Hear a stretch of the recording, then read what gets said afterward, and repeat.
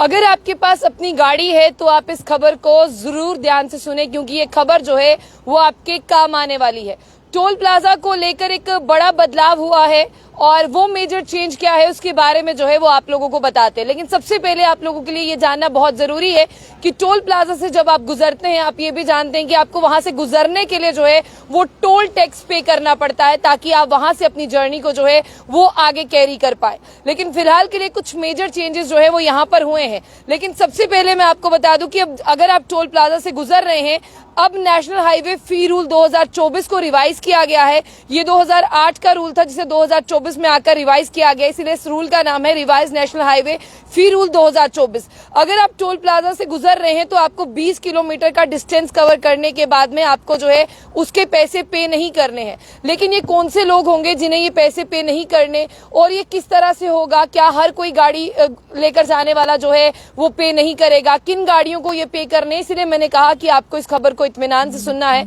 इत्मीनान से सुनने के बाद में आपको इस खबर को जो है वो जरूर जो है इस पर सोच विचार करना है और अपनी जहन में बिठाना है। आफ्टर ऑल, टोल प्लाजा से अगर आपकी गाड़ी गुजर रही है तो ऐसी कौन सी गाड़ी है जिसको टोल पे नहीं करना 20 किलोमीटर के लिए? तो सबसे बड़ी बात, सबसे पहले मैं आपको बता दूं, ministry of road transport and highways ने ये अनाउंसमेंट की है। ये उनका एक पायलट प्रोजेक्ट है और इस पायलट प्रोजेक्ट के दौरान मैं आपको बता दूं, जिस तरह से टोल प्लाजा कलेक्शन जो सिस्टम रहता है वो आपकी गाड़ी से, आखिरकार कौन सी गाड़ी ऐसी होगी जिससे वो अपना टोल जो है वो नहीं लेगा 20 किलोमीटर के लिए?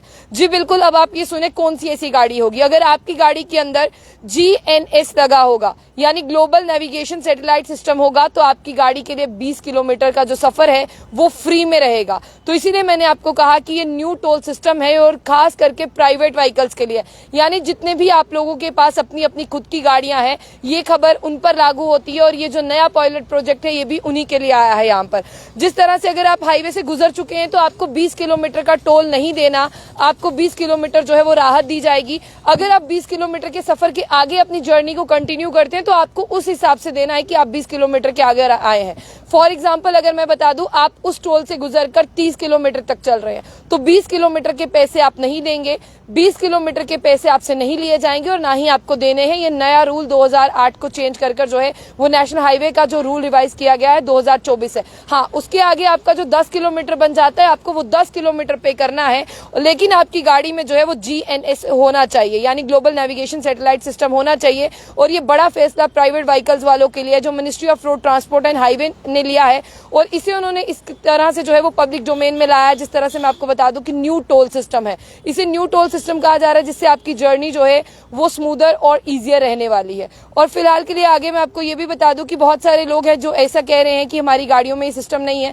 मैं आपको बता दूं कि एक ऐसी टेक्नोलॉजी है जो ट्रैक करती है कि कौन जो है वो कितना डिस्टेंस कवर कर आया है। यानी अगर आपकी गाड़ी में GNS होगा तो वो खुद ही बता देगा कि आप कितना डिस्टेंस कवर कर आए हैं। आपको यानी वर्बली बोलने की जरूरत नहीं पड़ेगी, भाई साहब मैं 30 किलोमीटर आया हूं। जिस तरह से आपने देखा कि टोल प्लाजा पर अक्सर लड़ाई झगड़ा हो जाता है, तो आपको उसे समझाने की जरूरत है और आपका जो ट्रैकिंग सिस्टम होगा वही ट्रैक कर बता देगा। फिलहाल के लिए 2008 के नेशनल हाईवे के रूल्स में बड़ा बदलाव हुआ है ministry of road transport and highways की तरफ से।